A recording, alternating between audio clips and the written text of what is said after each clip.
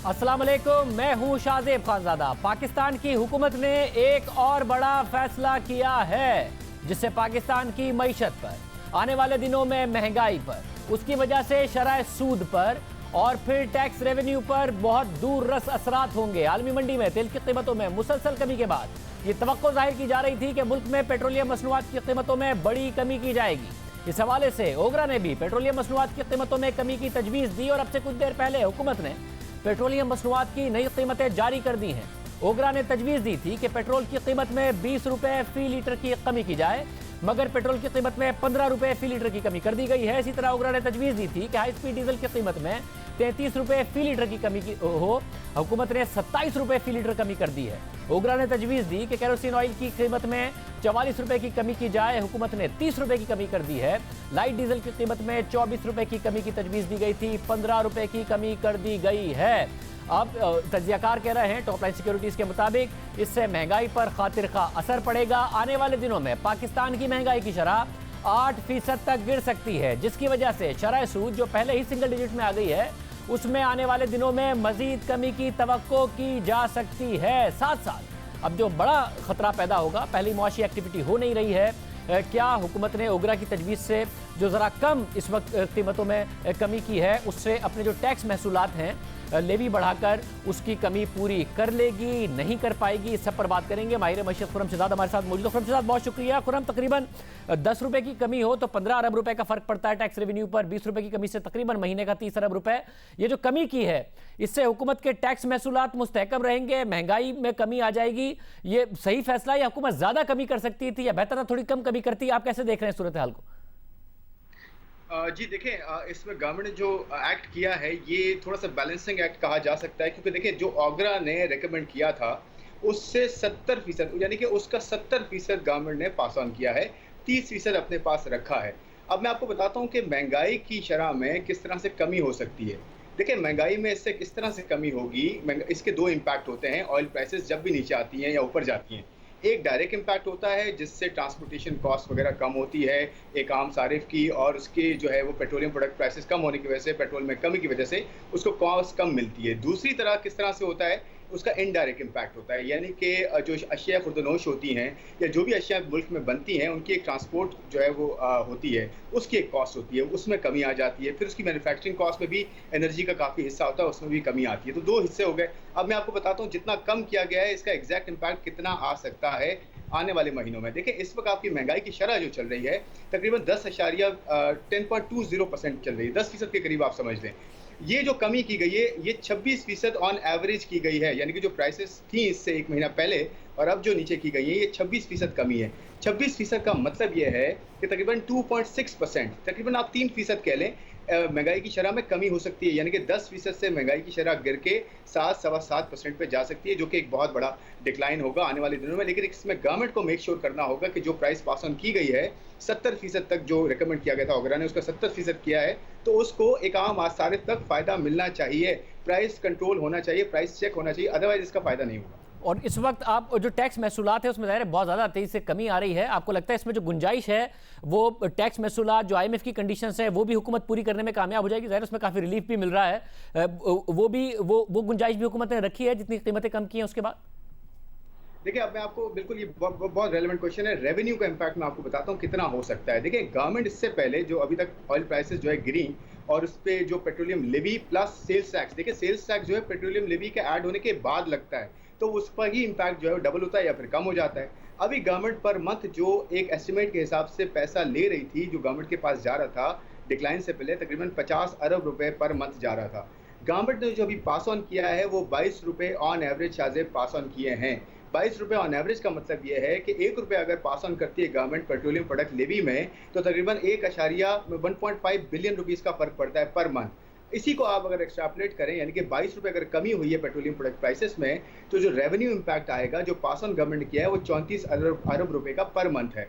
ये एफबीआर की कैलकुलेशंस के भी हिसाब से है, तकरीबन 34 अरब रुपए पर मंथ। और इस मैंने कहा ना कि 50 अरब रुपए गवर्नमेंट जो है वो टोटल इसमें आ रहे थे, तो रिमेनिंग पोर्शन जो गवर्नमेंट के पास जाएगा तकरीबन 15 से 16 अरब रुपए पर मंथ होगा अभी भी, जो कि गवर्नमेंट जो है रिलीफ एफर्ट्स में लगा सकती है, और जो एहसास प्रोग्राम से लेकर दूसरी जगह है वहाँ पे भी इम्पैक्ट इसका आ सकता है। तो ये बहुत अच्छी मेरे ख्याल में तरीका है, रादर देन पूरा पास ऑन करना और उसका इम्पैक्ट नहीं आना, क्योंकि गवर्नमेंट का जो आगे आने वाले साल में बजट आईएमएफ के साथ किया गया है शाहजेब, वो 489 बिलियन रुपीस सिर्फ पेट्रोलियम लेवी के अंडर जो है वो रखा गया है, जो कि इस साल का 260 अरब रुपए था, यानी कि 60% इंक्रीज किया गया उसमें। इसका मतलब ये कि आने वाले साल में टैक्स का जो है इम्पैक्ट यहाँ से आएगा, और ये 6-7% रेवेन्यू का बनता है और 20% नॉन टैक्स रेवेन्यू का ये हिस्सा बनता है पेट्रोलियम लेवी का। तो ये बड़ा इंपॉर्टेंट है कि गवर्नमेंट ने थोड़ा पोर्शन रखा है अपने आने वाले दिनों के लिए। बहुत शुक्रिया, खुर्रम शहजाद साहब हमारे साथ मौजूद थे। अब जो दूसरा सवाल पैदा हो रहा है जिस पर सबकी नजरें हैं वो सिंध हुकूमत के लॉकडाउन के हवाले से है। पहले खबरें आने लगी कि जुम्मे के बाद सिंध हुकूमत ने लॉकडाउन खत्म करने का फैसला किया है, किस तरीके से दुकानें खुलनी हैं, नरम करने का फैसला किया है, इसका मामला वफाकी हुकूमत के सामने रखा जाएगा। फिर खबरें आ रही हैं कि रमजान के आखिर तक वो ही लॉकडाउन बरकरार रखा जाएगा जो इस वक्त मौजूद है। क्या एग्जैक्टली सिंध हुकूमत ने फैसला किया है? मुर्जा वाब हमारे साथ मौजूद हैं, अब मुशीर हैं वजीर आला सिंध के। मुर्जा वाब बहुत शुक्रिया। मुर्जा, क्या फैसला किया है सिंध हुकूमत ने लॉकडाउन के हवाले से? बिस्मिल्लाहिर्रहमानिर्रहीम। शादिब साहब, रमज़ान मुबारक की इब्तिदा में होम डिपार्टमेंट ने एक नोटिफिकेशन निकाला था। 23 अप्रैल को ये नोटिफिकेशन निकला था, जिसके अंदर ये बात पहले ही तय कर दी गई थी कि जो रिस्ट्रिक्शन हमने पहले लगाई हैं या जो एक्सेप्शंस हमने कुछ लोगों को दिए हैं वो रमज़ान मुबारक के अख्ताम तक जारी और सारी रहेंगी। तो अभी तक वो नोटिफिकेशन इन फील्ड है और उस नोटिफिकेशन को विड्रॉ करने का कोई फैसला नहीं हुआ। मतलब यानी कि अब जबकि जुम्मे के बाद भी, और जुम्मा क्योंकि कल होने जा रहा है, वही जिस किस्म का लॉकडाउन है वही बरकरार रहेगा। जी, जो लॉकडाउन विद एक्सेप्शन, जो कि हमने कुछ सेक्टर्स को काम करने की इजाजत दी है विद रेगुलेटेड एसओपीज, उनको काम करने की इजाजत दी जाएगी। जो रिस्ट्रिक्शंस थी वो रिस्ट्रिक्शंस जू की तू रहेंगी। मतलब और क्योंकि ज़ाहिर है अब रमज़ान में ताजिरों का बिजनेस होता है, लोग जाके शॉपिंग करते हैं, ईद का मौका होता है, तो उस हवाले से ताजिरों के जो मामला थे वो भी जू के तू ही रहेंगे। मैंने शादिब साहब पहले भी आपके प्रोग्राम में इस चीज़ को वाजे किया था कि ताजिरों से एंगेज किया था गवर्नमेंट ने, उनके साथ डिलिब्रेट करने का फैसला ये किया गया था कि ऑनलाइन और टेलीफोन पर डिलीवरी ओरिएंटेड कारोबार को इजाज़त दी जाएगी और दुकानें उनको खोलने की इजाज़त दी जाएंगी उस पर्पज़ के लिए। तो वो इजाज़त दे दी गई है। हम उम्मीद करते हैं कि जो कारोबारी हजरात हैं वो उन एसओपीज़ का मान रखेंगे और जो गवर्नमेंट की इशू करदा हिदायत हैं उनको फॉलो किया जाएगा। बस साथ में बताएगा, वजीर आजम ने कहा कि गरीब आदमी का सोचे समझे बगैर लॉकडाउन का अचानक ऐलान कर दिया गया। अमीरों ने सोचा कि वायरस अमीरों को भी हो जाता है, तो अशराफिया ने सारे मुल्क के लिए फैसला कर दिया। फिर सईद गनी साहब ने ट्वीट किया कि 9 मई तक तो हुकूमत ने इसको तौसी दी है। मतलब मीटिंग में क्या होता है? क्या मुख्तलिफ वज़रा आला वज़ीर आज़म पर दबाव डालते हैं क्योंकि वज़ीर आज़म हामी नहीं होते, क्योंकि वज़ीर आज़म ने कहा अमीरों ने फैसला कर दिया है, क्योंकि उन्हें लगा उनको हो जाएगा लॉकडाउन कोरोना? मुझे लगता है शादिब, वज़ीर आज़म पाकिस्तान बड़े एहतराम के साथ मैं कहना चाहूँगा, या तो कन्फ्यूजन का शिकार हैं या वो आवाम को कंफ्यूज करना चाहते हैं। क्योंकि एक तरफ जब लोग लॉकडाउन की तारीफ करते हैं तो वज़ीर आज़म पाकिस्तान कहते हैं नेशनल टेलीविजन पे कि जी हमने तो 13 मार्च को लॉकडाउन कर दिया था और उसकी वजह से आप देख सकते हैं कि मुस्बित असरात कोरोना वायरस के हवाले से आए। फिर जब वो कोई और मीडिया ब्रीफिंग करते हैं या किसी और इवेंट पे जाते हैं तो कहते हैं जी गरीब का ख्याल नहीं किया गया। 9 मई तक एक्सटेंड करने का फैसला जो है वज़ीर आज़म की काबीना ने किया, जिसको हेड वज़ीर आज़म खुद करते हैं। तो मैं समझता हूँ अगर उनकी बात मान ली जाए कि अशराफिया ये फैसला कर रहे हैं, तो मैं समझता हूँ फिर अशराफिया से ताल्लुक वज़ीर आज़म का है, वज़ीर आज़म की काबीना का है। सब तो आप ये कह रहे हैं कि सबका कंसेंसस होता है, वज़ीर आज़म की काबीना का भी कंसेंसस होता है, वो सब भी हामी होते हैं, उसके बाद फैसला होता है। शादिब साहब, हमारी मजाल थोड़ी है कि हम वज़ीर आज़म को चीज़ें इन्फोर्स कर सके। देखिए, 4 सूबों में से 3 सूबों के अंदर तो वज़ीर आज़म के अपने कोलिशन पार्टनर्स की या उनकी अपनी सियासी जमात की हुकूमत है। वफाकी काबीना के अंदर भी वो लोग मौजूद हैं, कोई अपोजिशन का रुकन नहीं है। तो अगर आपको लगता है एक बेचारा वज़ीर आला सिंध वज़ीर आज़म पाकिस्तान के ऊपर ये फैसले बावर कराएगा, तो मैं समझता हूँ ये मिसकंसेप्शन है। वज़ीर आज़म ये फैसला खुद करते हैं और नेचुरली तमाम स्टेक होल्डर्स उनको ये राय देते हैं, उसके बाद ये फैसला किया जाता है। तो ये कहना कि ये अशराफिया फैसला कर लेती हैं, ये कहना कोई और फैसला करता है, मैं समझता हूँ वज़ीर आज़म खुद अपने फैसला करने की सलाहियत को क्वेश्चन कर रहे हैं आप तो। साहब ये मुझे बताइएगा कि सिंध की हद तक आप लोग कितने मुतमईन हैं? गुज़िश्ता 24 घंटों में 12 अमवात की खबर आई, जो एक दिन में कोरोना से होने वाली अब तक की सबसे ज़्यादा अमवात हैं। पूरे मुल्क में भी अमवात हो रही है, मगर वज़ीर आज़म ने भी कहा, असद उमर साहब ने भी कहा कि हमने अप्रैल के आखिर तक जो सूरत हाल सोची थी वो नहीं है, सूरत हाल कंट्रोल में लग रही है। जो ना सिर्फ जो नंबर ऑफ केसेस हैं वो कम हैं, बल्कि अस्पताल पर भी प्रेशर नहीं पड़ा जो हमने सोचा था। कि सिंध में भी आप जो सोच रहे थे उससे कम ही प्रेशर आया अप्रैल के आखिर तक अभी तक? शाजिम, मैं कैसे असद उमर साहब, उन्होंने कहा था कि 50,000 टेस्ट इतने दिन में हो जाएंगे, 25,000 टेस्ट इतने दिन में हो जाएंगे, तो मैं समझता हूं उनकी जो असेसमेंट है उस पर मुझे कोई इतना खास एतबार नहीं है। लेकिन मैं समझता हूं कि पाकिस्तान भर में और बिलखुसूस सूबा सिंध के अंदर सिचुएशन बड़ी खतरनाक है। 12 अमवात हुई हैं। कल जो हमारे पास से तकरीबन 12% टेस्ट जो है वो मुस्बित थे। तकरीबन इन तमाम केसेस के अंदर 80 से 82% केसेस का जो ताल्लुक है वो कराची शहर से है। तो ये बड़ी एक, मैं समझता हूँ, लम्हा फिक्रिया है हम सब के लिए। और खुदा का शुक्र है कि अभी तक अस्पतालों पे उतना प्रेशर नहीं पड़ा, और उसकी वजह यही है कि हमने लॉकडाउन को इन्फोर्स कराया। अगर खुदा ना खास्ता हमने लॉकडाउन पर नरमी लाई होती, अगर हमने लॉकडाउन को सही टाइम पर इन्फोर्स नहीं किया होता, तो मैं समझता हूँ अस्पतालों पे प्रेशर ज्यादा आता। ये इस बात को शो करता है कि सिंध हुकूमत का जो लॉकडाउन करने का फैसला 23 मार्च का था वे बिल्कुल सही था, और उसके मुस्बित असरात आज सब देख रहे हैं। ये जहां इस बात को यकीनी बनाता है कि जो लॉकडाउन था वो तो डॉक्टर यास्मीन राशिद साहबा ने माना है, खैबर पख्तूनख्वा भी मान रहा है कि उसकी वजह से, असद उमर साहब भी कह चुके हैं कि लॉकडाउन की वजह से सूरत हाल कंट्रोल में आई। वज़ीर आज़म एक तरफ बात कर रहे होते हैं, मगर इन सब ने कहा है। मैं सिर्फ ये जानना चाह रहा हूं कि आप भी ये देख रहे हैं कि दुनिया भर में जो हॉस्पिटल्स पर प्रेशर आया, पाकिस्तान में अभी तक वो सूरत हाल नहीं बनी है। अब लॉकडाउन के ही समरात हो सकते हैं वो, मगर वो कम से कम इस वक्त सूरत हाल कंट्रोल में, आपको भी नजर आ रहा है। ये बात दुरुस्त है वज़ीर आज़म की भी? जी देखें शाहिद साहब, अभी तो अल्हम्दुलिल्लाह ग्राउंड रियलिटी ये है कि 12 अमवात पिछले 24 घंटे में हुई है। अब बहैसियत हुक्मरां आप ये सोच सकते हैं कि क्या 12 अमवात ठीक है? मैं तो समझता हूँ और बेहतर तरीके से लॉकडाउन होना चाहिए था, ताकि हम इन 12 लोगों को भी बचा पाते। जो कल के दिन तकरीबन 12-13% केसेस जो पॉजिटिव आए, अगर लॉकडाउन और ज्यादा मौसर बनाया जाता तो शायद हम ये 13% केसेस को भी रोक पाते। तो मैं समझता हूँ एक जान भी हम सबके लिए बहुत अहम है, और ये जो बार बार मईशत का मवाजना जान के साथ किया जाता है, मैं समझता हूँ बड़ा अनफेयर मवाजना है। हैविंग सेड दैट, मैं समझता हूँ कि जहां लॉकडाउन के मुस्बित असरात आ रहे हैं, वफाकी हुकूमत हो, सूबाई हुकूमत हो, हमें कंप्लेसेंट होने की जरूरत नहीं है। हमें आज भी यही तहिया करने की जरूरत है कि जिस तरीके से हमने मेहनत करके इस चीज को अंडर कंट्रोल रखा है, अगले अगर 10, 12, 14 रोज हमने इस चीज को आगे बढ़ाया तो मजीद हम इन चीजों में कामयाबी से हमकिनार हो पाएंगे। बहुत शुक्रिया मुर्ज़ावाब, हमारे साथ मौजूद थे। वज़ीर आज़म ने आज क्या कहा था? वज़ीर आज़म कह रहे हैं दीगर ममालिक से मवाजना करें तो हालात बेहतर हैं, बहुत बेहतर हैं। क्या कहते हो? अल्लाह का करम है कि जो हम समझ रहे थे कि जितने ज़्यादा आज 30 अप्रैल को केसेस होने चाहिए, हम अल्लाह का शुक्र अदा करते हैं कि उस तरह की तेज़ी से अमवात नहीं हुई पाकिस्तान में। बाकी दुनिया का अगर आप देखें और उससे पाकिस्तान का मुआवजा करें तो अल्लाह का शुक्र है कि हमारे हालात बहुत बेहतर हैं। हम जो समझ रहे थे एक वक्त पे कि अप्रैल के आखिर तक हमारे हस्पताल में भरे हुए होंगे, बहुत ज़्यादा प्रेशर होगा हॉस्पिटल्स में, वेंटिलेटर्स जितने पाकिस्तान में अब तक हैं, एक वक्त पे ये सोच थी कि ये सारे वेंटिलेटर्स भरे होंगे, तो वो हम ये समझ रहे थे कि वो इतने ज़्यादा होंगे कि जितने भी हमारे इंटेंसिव केयर के जो हॉस्पिटल में यूनिट्स हैं वो भरे हुए होंगे। लेकिन शुक्र है अल्लाह का कि आज हमारे हालात बहुत बेहतर हैं। फिर आज एक और तकरीब में वज़ीर आज़म इमरान खान ने अचानक लॉकडाउन के फैसले को तनकीद का भी निशाना बनाया। वज़ीर आज़म ने कहा कि गरीब आदमी का सोचे समझे बगैर लॉकडाउन का अचानक ऐलान कर दिया गया। अमीरों ने सोचा कि वायरस तो अमीरों को भी हो जाता है, तो अशराफिया ने सारे मुल्क के लिए फैसला कर लिया। लॉकडाउन अनाउंस कर दिया जी, जल्दी से फौरी लॉकडाउन अनाउंस कर दिया। सोचा ही नहीं कि वो बेचारा दिहाड़ीदार, वो गरीब आदमी, वो रिक्शे वाला, वो जो बेचारा सारा दिन मेहनत करके आके अपने बच्चों का पेट पालता है, उसका क्या बनेगा। नहीं, अमीरों ने सोचा अच्छा जी 2-3 कि ये अमीरों को भी आता, तो एकदम सारा एक एलीट ने फैसला कर लिया सारे मुल्क के लिए। के फौरन बाद पीपल्स पार्टी के वजीर सईद गनी ने अपने ट्वीट में रद्द-ए-अमल का इजहार किया, जिसमें उनका कहना था कि हाल ही में वफाकी काबीना ने लॉकडाउन में 9 मई तक तोसी का फैसला किया है। इससे पहले वफाकी हुकूमत 2 बार लॉकडाउन में तोसी का ऐलान कर चुकी है। एक सूबाई वजीर ने यह कहा, और फिर अब मुर्ज़ावाब साहब ने भी हमारे शो में ये बात कही कि तो काबीना का फैसला था।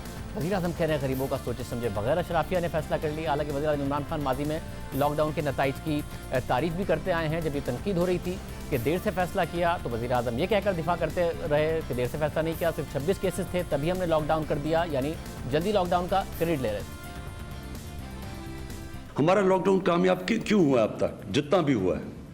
कोई पब्लिक गैदरिंग्स नहीं अलाउड, कोई क्रिकेट मैचेस कैंसिल किए, 23 मार्च की परेड कैंसिल की, स्कूलें, शादियां, शॉपिंग मॉल्स वो बंद कर दिए। यानी जिधर जिधर लोग इकट्ठे हो सकते थे वो हमने बंद कर दिए और वो बंद रहेंगे। जो लॉकडाउन हमने किया था जब सिर्फ 26 केसेस थे पाकिस्तान में, वो लॉकडाउन आगे भी लेके जा रहे हैं। जब हमारे 26 केसेस थे पाकिस्तान में तो तब हमने लॉकडाउन शुरू किया। और दूसरा, अवाम का भी बड़ा मैं शुक्रिया अदा करूँगा कि अवाम ने भी हमारे साथ बहुत हद तक तावन किया। वज़ीर-ए-आज़म मुसलसल क्रेडिट लेते रहे, जबकि आज कह रहे हैं कि अमीरों ने गरीबों का सोचे बगैर फैसला कर दिया। 9 मई तक लॉकडाउन में तोसी का फैसला भी गुज़िश्ता दिनों खुद उसका ऐलान असद उमर साहब ने किया वफाकी काबीना के फैसले के बाद। आज सबने मुश्तरका तौर पर यह फैसला किया है कि 2 हफ्ते तक यानी 1 अप्रैल से 14 अप्रैल तक जो है इसको जारी रखा जाएगा। मौजूदा सूरत हाल को, मौजूदा जो बंदिशें हैं और जिसको लॉकडाउन भी कुछ लोग कहते हैं, उसके अंदर 15 दिन की मज़ीद तोसी का फैसला किया गया। यानी कि ये 9 मई तक जो मौजूदा सूरत हाल है वही हम आगे लेके चलेंगे। हर लॉकडाउन में तोसी का फैसला वफाकी हुकूमत की मंजूरी के बाद, सूबों की मंजूरी के बाद खुद वफाकी हुकूमत करती रही है। वज़ीर-ए-आज़म कह रहे हैं कि अशराफिया ने फैसला कर दिया। कोरोना पर वफाकी हुकूमत की पॉलिसी में तजाद नजर आता रहा है। पहले जब सूरत हाल वाज़ेह नहीं थी, लॉकडाउन की मुखालफत करते रहे, फिर खुद लॉकडाउन का ऐलान किया, फिर लॉकडाउन के फ़ायदे बताए और अब फिर लॉकडाउन पर तनकीद कर रहे हैं। कन्फ्यूजन बरकरार है, मगर साथ ही कोरोना वायरस के फैलाव में कमी से मुतमईन भी हैं। असद उमर और दीगर वज़रा इस फैलाव में कमी का क्रेडिट भी लॉकडाउन को देते रहे, मगर कोरोना के केसेस में कमी की वजह टेस्ट में कमी भी है, जो पाकिस्तान के सबसे बड़े सूबे पंजाब में बढ़ने के बजाय मुसलसल कम हो रहे हैं, जबकि इसके मुकाबले में सिंध में टेस्ट बढ़ रहे हैं, जिसकी वजह से दोनों सूबों में कोरोना वायरस के केसेस की तादाद में सिर्फ 8 मरीजों का फर्क रह गया है। इस वक्त सिंध में कोरोना के मरीजों की तादाद 6053 हो चुकी है, पंजाब में 6061 है।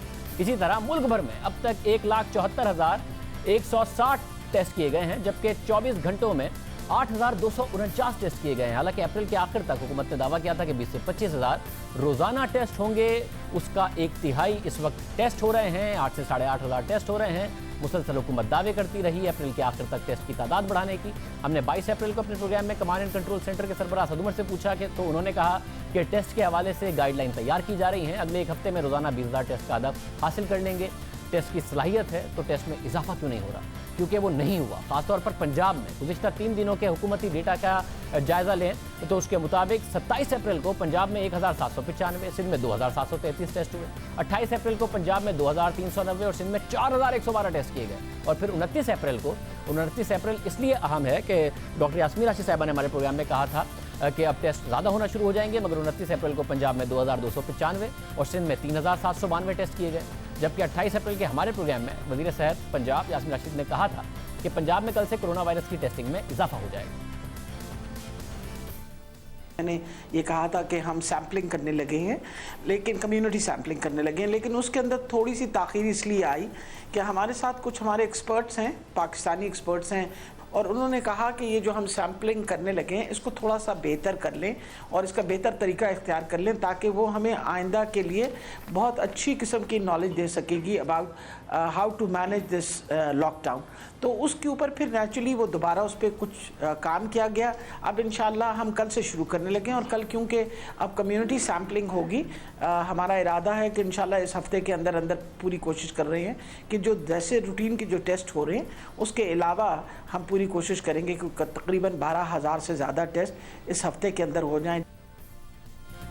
मगर इस बात को भी 2 दिन गुजर चुके हैं, पंजाब में टेस्टिंग में इजाफा नहीं हुआ, जिसकी वजह से अब सिंध और पंजाब में केसेस की तादाद तकरीबन बराबर हो गई है। पंजाब हुकूमत पर तनकीद हो रही है कि उन्होंने क्या अचानक टेस्ट इसलिए करना कम शुरू कर दिए हैं ताकि केसेस की तादाद कम नजर आए। साथ ही पंजाब में ऐसे 1180 से ज़ायद अफराद का इंकशाफ हुआ है जिन्हें पंजाब हुकूमत कोरोना का मरीज समझती है, लिखा हुआ है, मगर वो लापता हैं, उन्हें तलाश किया जा रहा है। इस हवाले से जियो न्यूज़ की वेबसाइट पर शाया बेनज़ीर शाह की खबर के मुताबिक पंजाब के डायरेक्टर जनरल हेल्थ सर्विसेज की 29 अप्रैल की रिपोर्ट के मुताबिक 1180 अफराद की शनाख्त ऐसे अफराद के तौर पर की गई है जिनकी तलाश है। उनमें से लाहौर में 797 अफराद, सियालकोट में 106 अफराद, मुल्तान के 86 अफराद हैं जिन्हें लाजमी ढूंढना है। रिपोर्ट में इन अफराद को कोरोना वायरस के मस्बत केसेस में शामिल किया गया है और ये अफराद 29 अप्रैल को शाया होने वाली पंजाब में कोरोना के टोटल केसेस में शामिल हैं। इस हवाले से पंजाब के स्पेशल हेल्थ केयर और मेडिकल एजुकेशन डिपार्टमेंट के डिप्टी सेक्रेटरी मुदस्सिर अहमद का कहना है कि 1000 से ज्यादा केसेस सिर्फ मुश्तबा हैं और वायरस के मस्बत केसेस नहीं हैं। उनका कहना था कि मुश्तबा केसेस को उस वक्त तक मस्बत केसेस तस्वुर करते हैं जब तक उनका टेस्ट मनफी ना आ जाए। ये कोरोना वायरस के मरीजों के कॉन्टैक्ट्स हैं जिनका अभी तक पता नहीं चल सका है और उनके भी मुतासिर होने का खदशा है। उन्होंने मजीद बताया कि अभी तक इन लोगों के मकाम, उनके फ़ोन नंबर या पते जमा किए जा रहे हैं। अब ये एक अजीब सी बात है, 29 अप्रैल तक ये डेटा में मौजूद था। अगर वो मस्बत नहीं है तो मस्बत क्यों ख्याल किए गए और सिर्फ इतने 1100 से ज़ायद अफराद क्यों हैं? अगर सिर्फ कॉन्टैक्ट से या मुश्तबा हैं वो तो उसकी तादाद ज़्यादा हो सकती है। क्या ये वो लोग हैं जिनके टेस्ट मस्बत आए मगर उसके बाद वो ट्रेस नहीं हुए, टेस्ट करा के चले गए या फिर भाग गए? कौन लोग हैं, सब पर बात करेंगे। डॉक्टर यास्मीन राशिद साहब हमारे साथ मौजूद होंगी। नंबर ऑफ टेस्ट पर भी बात करेंगे एक ब्रेक के बाद।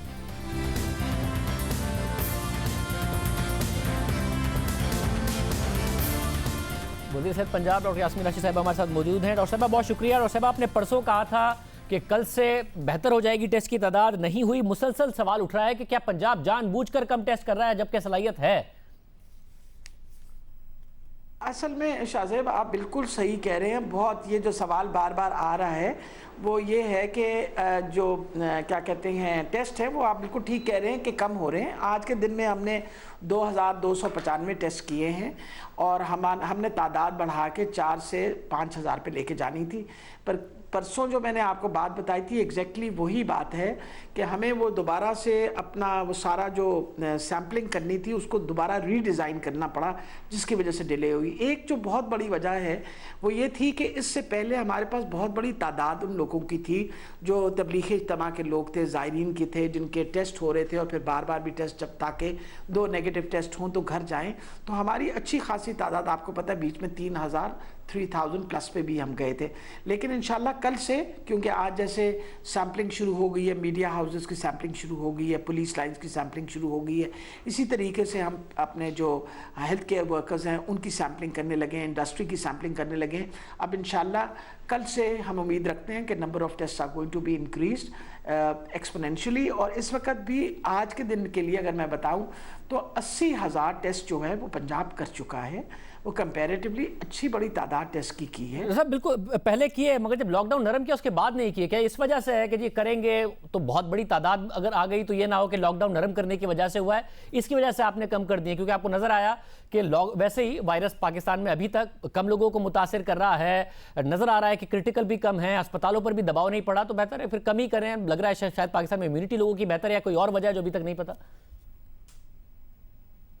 अल्हम्दुलिल्लाह मेरा ख्याल है, देखिए तो अल्लाह का बहुत बहुत बड़ी मेहरबानी है हम लोगों के ऊपर कि अगर हमारी जो इम्यूनिटी है कंपेयर टू वेस्टर्न कंट्रीज़ हमारी बहुत बेहतर है और हमारी ख़ास तौर पे जो जवान पौधे है अल्हम्दुलिल्लाह वो तो बग़ैर सिम्टम्स के, ये बहुत ही माइल्ड सिम्टम्स के साथ they have recovered from it. कुछ ने तो कहा वो बेचारे नाराज़ हमसे इसी बात पे हो रहे हैं, उनको अस्पताल में जब रखा हुआ है तो नाराज़ इस बात पे हो रहे हैं कि हम बिल्कुल ठीक ठाक हैं, आपने हमें क्यों रखा हुआ है। पर शुक्र है खुदा का कि दिस इज़ द सिचुएशन और आपके सामने डेथ्स की फिगर्स तो कोई भी नहीं छुपाएगा, ना हम छुपाएंगे, ना सिंध, ना कोई और छुपाएगा। तो जो फिगर्स आ रही हैं सामने, यहाँ तक कि बाकायदा इंस्ट्रक्शंस हॉस्पिटल्स में ये भी दी गई हैं कि if you are suspecting a patient जिसका कोई आपके पास इस वक्त कोई बनी कि कोरोना का, प्लीज़ टेस्ट दैट पेशेंट। अगर खुदा न खास्ता कोई डेथ भी हो जाए तो तब भी आप टेस्ट कर लीजिए जस्ट टू बी श्योर कि कहीं कोविड वायरस की वजह से ये डेथ। और उसके बावजूद टेस्ट करने की वजह से नंबर बेशक बढ़ जाएगा मगर ट्रेंड पता चल जाएगा, पॉलिसी बनाने में आसानी होगी। नंबर बढ़ेगा ज़रूर, ये मैं आपको पहले दिन से बता रही हूँ। This virus is there in the air, बढ़ेगा ज़रूर, पर अल्लाह करे कि इस तरह बढ़े कि हम अस्पताल जो हैं हमारे वो ये बोझ उठा सकें। That is actually the reason आप जो लॉकडाउन कर रहे हैं या जो प्रिवेंशन करने की कोशिश कर रहे हैं वो सारी इसीलिए करते हैं ना कि कम लोगों को लगे, और अगर लगे भी तो फिर इतनी तादाद को लगे जिसको आप संभाल सकें। तो अभी तक तो सिचुएशन इस तरह की है।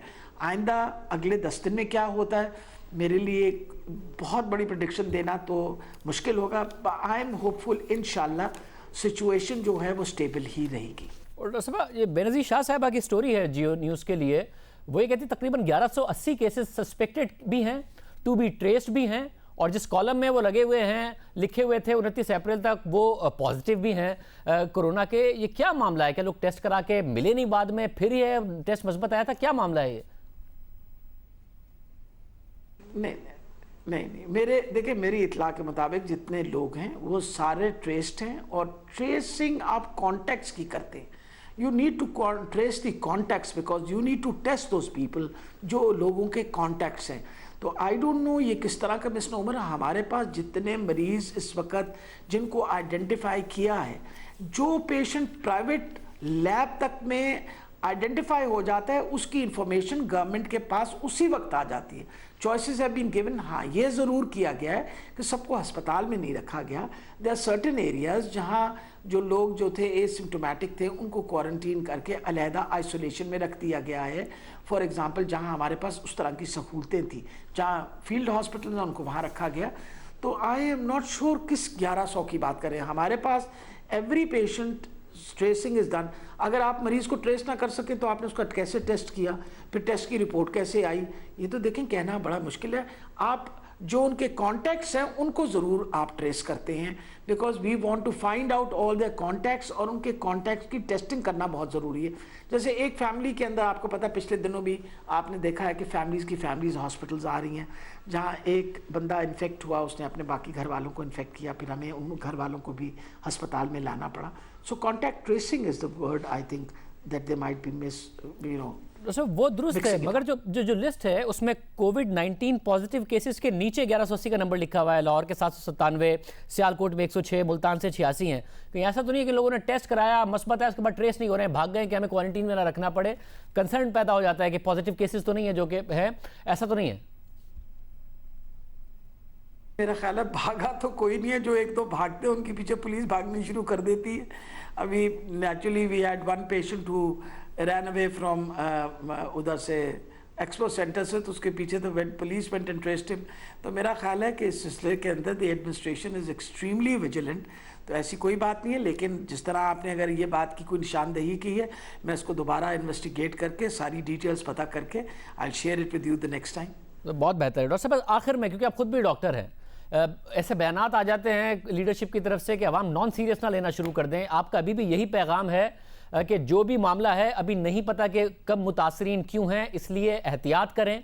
और ये गरीब आदमी अमीर आदमी वाली बात कर दी जाती है, अभी भी गरीब आदमी को ख़तरा ज़्यादा है। छोटे घर में ज़्यादा लोगों का रहना, आसपास होना ज़्यादा ख़तरा बनाता है। अमीर आदमी फिर भी प्राइवेट हॉस्पिटल अफोर्ड कर सकता है। इस वायरस का ज़्यादा ख़तरा गरीब आदमी को है, कच्ची आबादियों को है, उन्हें ज़्यादा एहतियात करनी चाहिए, आप समझती हैं? जी बिल्कुल। देखिए इम्पॉर्टेंट, ये तो हर इंसान को अफेक्ट कर सकता है, और गरीब आदमी के लिए तो बहुत बड़ा मसला बन सकता है। क्योंकि इम्पॉर्टेंट ये चीज़ है कि गुर्बत की वजह से भी क़ुव्वत मदाफ़ियत बहुत हद तक लोगों की कम हो जाती है। अगर प्रॉपर उनको डाइट वगैरह ना मिल रही हो, तो उनके लिए तो इल्तिजा है कि आप अपने आप को जितना प्रोटेक्ट कर सकते हैं और करें। इम्पॉर्टेंट ये है कि अभी हमें बहुत सारे लोगों ने नाराज़गी का इजहार किया, जी हम बिल्कुल ठीक है, अपने घर हमें नहीं जाने दे रहे। घर भी इसलिए उनको अस्पतालों के अंदर रख लिया गया है या फील्ड हॉस्पिटल्स में, कि बहुत लोगों के घर इतने छोटे हैं कि अगर उनको परमिशन कर दे भी दी कि घर में आइसोलेट कर दें, तो वो जो बाकी लोग हैं वो अपने आप को आइसोलेट नहीं कर सकेंगे। तो इसलिए मेरा ख्याल है पैगाम देना बहुत इंपॉर्टेंट है आपके प्रोग्राम के तहत कि नंबर 1, जो जितने बूढ़े लोग हैं 50 years and above, you are in the high risk. 60-100% you are high risk. आप मेहरबानी करके 60+ हैं तो अपनी जितनी हिफाजत कर सकते हैं हिफाजत करें। और हर इंसान जो है उसको ये वायरस लग सकता है, ख़ास तौर पे गरीब लोग। जब बहुत ज़्यादा आप इकट्ठे एक घर के अंदर बहुत ज़्यादा लोग इकट्ठे रहें तो इस वायरस का फैलने का ख़तरा भी ज़्यादा होता है। तो जितनी हिफाजती इक़दाम लेंगे उतनी बचत आपकी ज़्यादा होगी। डॉक्टर साहब बहुत शुक्रिया। और यास्मीन रशीद साहब हमारे साथ मौजूद थी। सबके लिए ये वायरस ख़तरा है, जिनके लिए सोशल डिस्टेंसिंग, इसके अलावा फिजिकल डिस्टेंसिंग मुश्किल है, एक दूसरे से फासला मुश्किल है, छोटे घर में ज़्यादा लोग रहते हैं, उनके लिए और ज़्यादा खतरा है, और ज़्यादा एहतियात की ज़रूरत है। लॉकडाउन का उनको फ़ायदा भी ज़्यादा है। एक ब्रेक प्रोग्राम में शामिल करते हैं और आप खबर से बात करेंगे ब्रेक के बाद।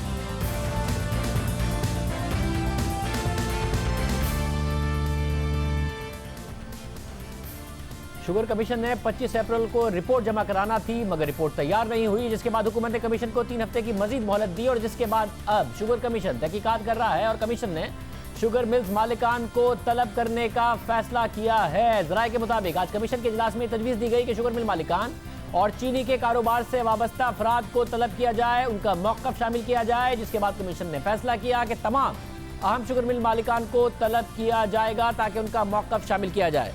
जाहिद गिशकोरी, क्या इस हवाले से आपके पास तफसीलात हैं? शुगर कमीशन ने बाकायदा तौर पर तमाम शुगर मिल मालिकान को असूली तौर पर बुलाने का फ़ैसला किया है। वो चाहते हैं कि उनके स्टेटमेंट रिकॉर्ड करें। उसकी बहुत सारी वजूहात हैं शाहजेब, क्योंकि शुगर कमीशन जो तहकीकात कर रहा है उसके सामने इतना बड़ा मवाद आया है जिसकी बुनियाद पे 2 मेंबरान ने कमीशन को, जो मैराथन मीटिंग हुई है इस हफ्ते, ये राय दी थी कि तमाम मिल मालिकान को जो कि इस रिपोर्ट में जिनके नाम आ रहे हैं उनको बुलाना चाहिए। तो कमीशन ने असूली तौर पर उनको बुलाने का फ़ैसला किया है, जो कि 5 मई के बाद उन तमाम के लिए एक सवालनामा भी तैयार कर लिया गया है, जिसके सीधा पॉइंट्स मैं आपको बताना चाहूँगा। जिसमें सबसे जो पहला पॉइंट है वो बेनामी ट्रांजैक्शंस का है। उसकी एक बहुत बड़ा वॉल्यूम है जो कि अरबों में है। अभी उसकी टोटल अमाउंट डिटरमिन करना अब इस वक्त कमीशन के लिए, कमीशन उस पर काम कर रहा है।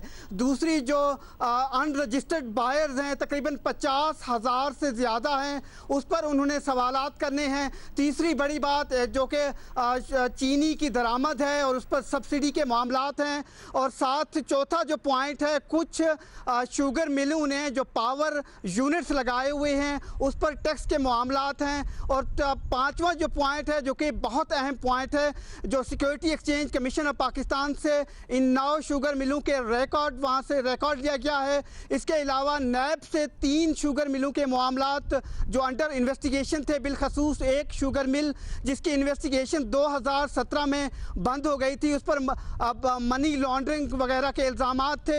इन तमाम का रिकॉर्ड उन्होंने मंगवाया है। फिर इसके अलावा तमाम ऑडिट रिपोर्ट्स जो हैं, जो कि security exchange commission of Pakistan के पास थी या स्टेट बैंक ऑफ पाकिस्तान के, इसके अलावा CCP से ये वो रिकॉर्ड है जो हासिल किया गया है, जिस पर उनको काउंटर क्वेश्चन करने हैं ताकि उनका मौक़िफ़ आ सके।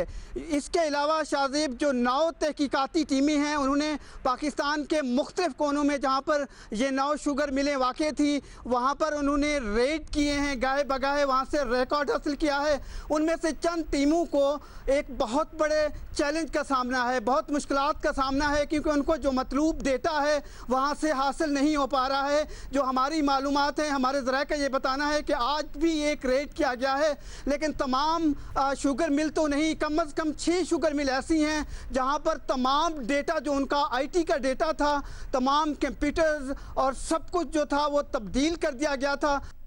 बहुत शुक्रिया। जाहिद गिशकोरी हमारे साथ मौजूद थे। अफसोसनाक खबर इस वक्त सामने आ रही है, स्पीकर कौमी असम्बली असद कैसर का कोरोना टेस्ट मुस्बत आया है। स्पीकर कौमी असम्बली की बेटी और बेटे का भी टेस्ट मुस्बत आया है। उनके भाई के हवाले से खबर मंसूब की जा रही है।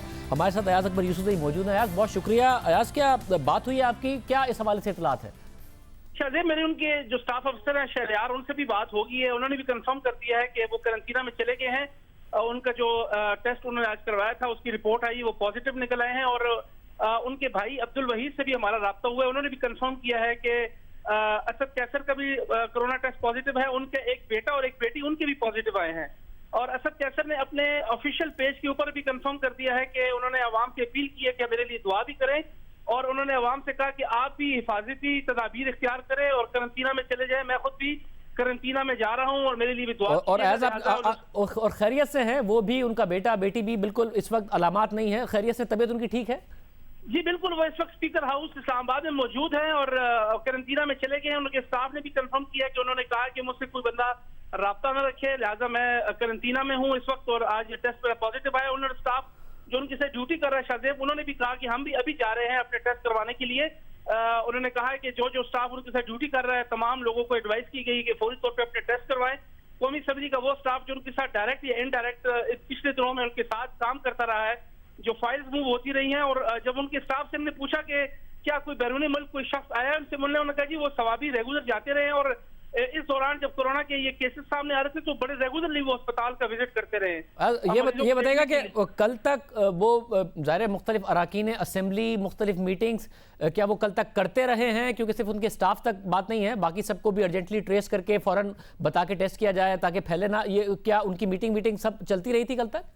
जी शाहजेब, जो नेशनल असेंबली के जो यहाँ पर करीब जितने भी मेंबर्स हैं वो आते रहे हैं, और क्योंकि इस वक्त जो एक 2-3 बड़े इंपॉर्टेंट बिल हुकूमत ने मूव करने हैं, उसमें असद कैसर की इन्वॉल्वमेंट भी है, और बिल्स के अंदर वो रेगुलरली जो अरकानी कौमी असेंबली है उनसे मुलाकातें करते रहे हैं। इसके अलावा जो दीगर खैबर पख्तूनख्वा असेंबली के जो लोग जो इनका KPK से ताल्लुक है, उनकी भी छोटे मोटे काम रहे हैं, वो भी इस्लामाबाद आते रहे।